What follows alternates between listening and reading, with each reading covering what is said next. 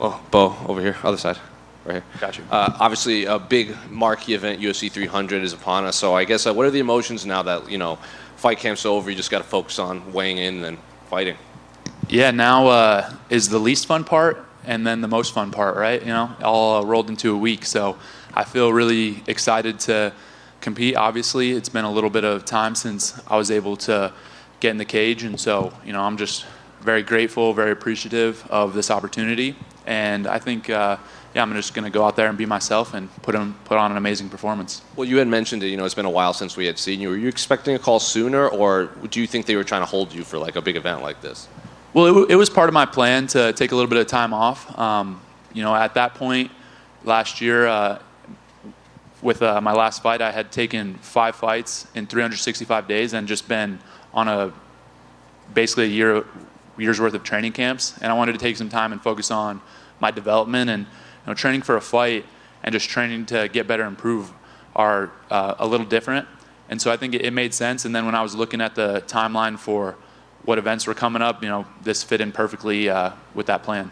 Well, I know you famously said, you want to be on pay-per-view main cards, but I guess people were a little surprised given the amount of marquee names at UFC 300 that you were still on the pay-per-view. So were you surprised that they put you above guys like Yuri and Alex and everything? Yeah, I didn't expect it. I think that it's a big honor for me to be where I'm at on the card, and just to be on this card in general, because there's so many amazing fighters and so many guys that have a ton of experience and who are just doing big things in the sport. And so I feel like it says a lot about me, about the UFC and our plans, and I think they align. And I think that I'm just grateful to be where I'm at, and grateful to have this platform to go do my thing. When they brought Cody Brunge's name to you, another guy with an extensive wrestling background, not at your level, but he obviously wrestled for most of his life. So what did you make of his name when they approached you?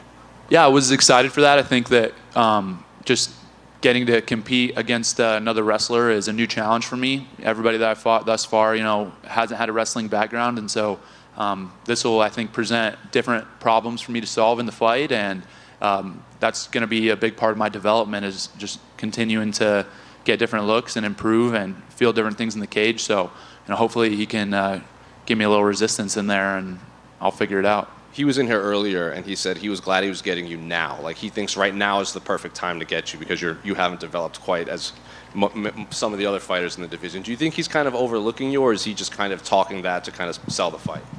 I think that makes perfect sense what he's saying, because I'm only going to improve and get better, right? Like, I think if it were up to him, he would have loved to get me like a year ago, right? So everybody knows that my capability and what I was able to do in wrestling, and I think they obviously assume that that'll translate over to fighting, and it has so far. So for him to say that, I think makes perfect sense, and I think for me it's just continually improving and moving forward. And my goal isn't to win. I obviously want to win this fight, but my goal is to be the pound-for-pound #1 fighter in the world and UFC champion. So, this is a part of that process. And you were obviously in the headlines for, your comments about Jordan, Burrow, and everything. So I guess what's the wrestling community reaction to that and the reception to your comments?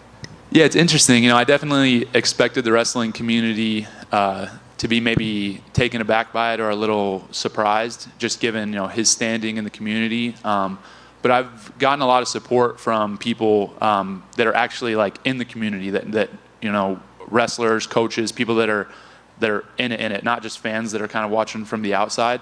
And everybody is kind of on the same page as me. So that was interesting to me. It's not something that I expected, but I just pretty much was frustrated with what he had to say and let that be known. Final one from me. Can I get your thoughts on the main event between Alex and Jamal, and then the BMF fight between Justin and Max? Yeah, both fights are going to be amazing contests. I think those guys are extremely skilled in what they do, and looking forward as a fan of the sport to watching both those fights. Definitely, I would say like kind of dream matchups, if you will, for guys that go out there and they're going to get after it, and they've just put on amazing shows. So, I'll be tuning in probably from home at that point.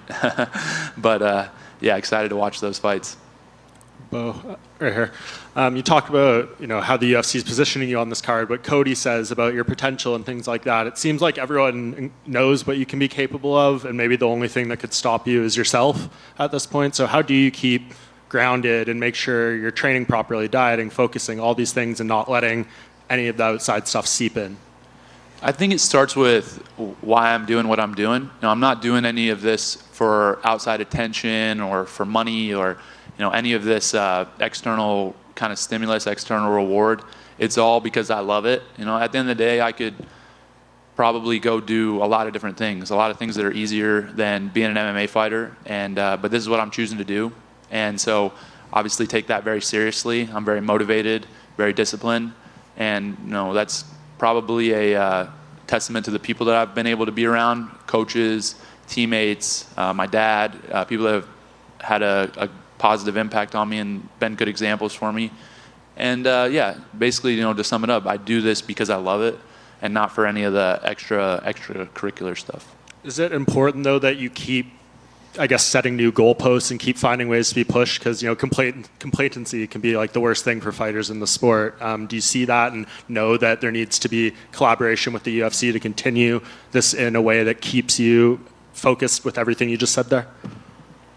You know, I think that, yeah, there's definitely collaboration. I feel like when I look at the UFC and myself, I see us as we're on the same team. You know, we want the same things. And so, you know, that's something that I think has been a really positive relationship thus far, and we've been aligned. And, you know, I think that will continue moving forward. That being said, I feel like I'm fighting better and better guys every single fight, which is good. It's what I want, and I want to continue, you know, fighting better guys. And, you know, soon enough I'll be fighting ranked guys, fighting guys, you know, for the belt and stuff like that. So, yeah. You can find yourself anywhere between minus 2,000 and minus 3,000. Good value? Yeah, I think the math checks out to me. If I'm being honest, any number on me like is basically just free money at this point. So I have had some people asking me, you know, predictions and things like that for the fight, and it's really tough to predict the fight, but I know I'm going to win. That's the only thing I'm really sure of. Hey, Bo, and just sort of piggybacking on that, do you feel like you have the most pressure on the card because of the betting odds, right? You look at some of the other fights, no one's like a minus 2,000 favorite. Do you feel like you have the most pressure? You know, pressure is such an interesting thing because it's really just all of your perception, and all the pressure that I feel comes from internal. You know, it comes from myself, and you know, I put pressure on myself because I love what I do, I care about it, and I train really hard, and really that's all I feel. You know, I think that my coach at Penn State, Cale Sanderson, he's talked to us about pressure a lot, and you know, to sum it up, it's okay to be nervous. It's okay to feel pressure. It's just not good to be nervous about that. So for me, I know I'm going to feel this pressure because I choose that. And I'm the one that signs the contract that decides that I'm going to go out there and fight, and I do it because I love it. Who did you get to work with for this camp leading into the fight with Brundage? Fortunately, this camp, I've had a lot of really good training partners. Obviously, my two guys at home in Pennsylvania are Anthony Cassar and Musa Al-Suleimani, both national champions, one in wrestling, one in boxing, so high-level guys, and you know, two of my best friends. So those are guys that I'm working with on a daily basis. And then I was also grateful that I was able to go down to Florida, train with some really high-level guys down there at American Top Team. Johnny Eblin, Marvin Vittori, you know, are a few names that I was able to get some rounds in with. And so really, you know, feel like I had a really good camp and feel well prepared.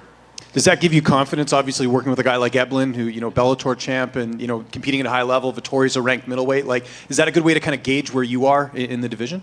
Yeah, I think so. You know, for me, development's very important. It's important for me to push myself against the best guys. And I think that, you know, obviously it's cliche, but people talk about, you know, train hard and fight easy. And that is the way I see it, though. That's been the way I've seen it since I was a kid. And I always, you know, traveled to get the best training partners when I was in middle school and high school, and then going to Penn State for college. Obviously, I had the best training partners in the world, and you know, I'm taking that same mindset into MMA, and I want to work with the best guys, best coaches, and I feel fortunate and grateful that they're, you know, wanting to work with me as well.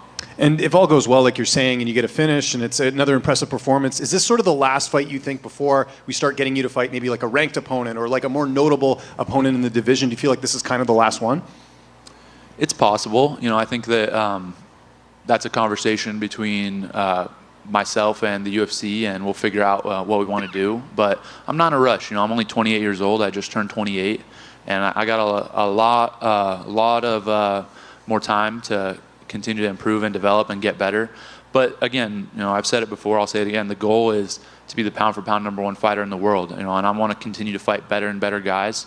But at the same time, you know, focus on the improvement aspect of it. Like, I need to get better to get to where I want to be. And so whatever the development looks like and the process, then that's what it'll be. And just last one for me, Khamzat Chimaev now looks like he's a mainstay at 185. He's fighting Robert Whitaker coming up. I know this is down the line, but you got to be a bit excited about that potential matchup just with both of your styles.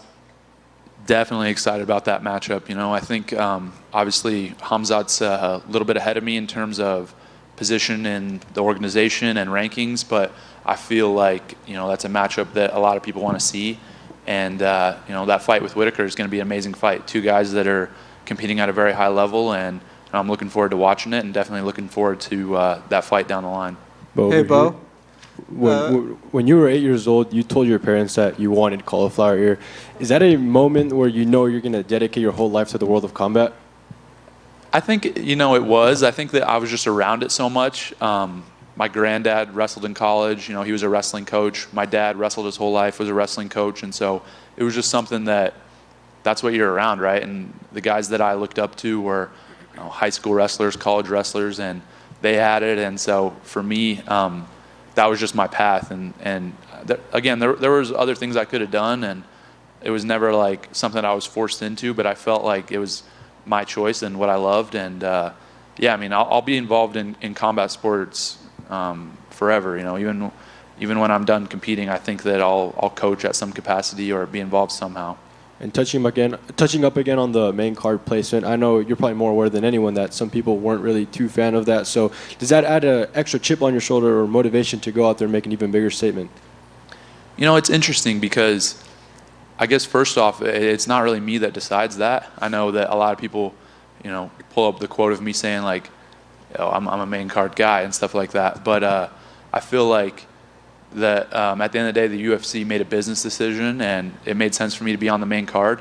That being said, as far as the opinions of others, they're not super relevant to me. I feel like those are going to ebb and flow, and I'm, you know, confident that in a year or two, once I've established myself more and built my reputation in this sport more, that people will think it's a no-brainer and look back on it, and, you know, it'll make a lot more sense. Last one for me, a fellow fighter under the same management, Iliatos, had his big title win in Anaheim a couple of months ago. What did you make of that performance?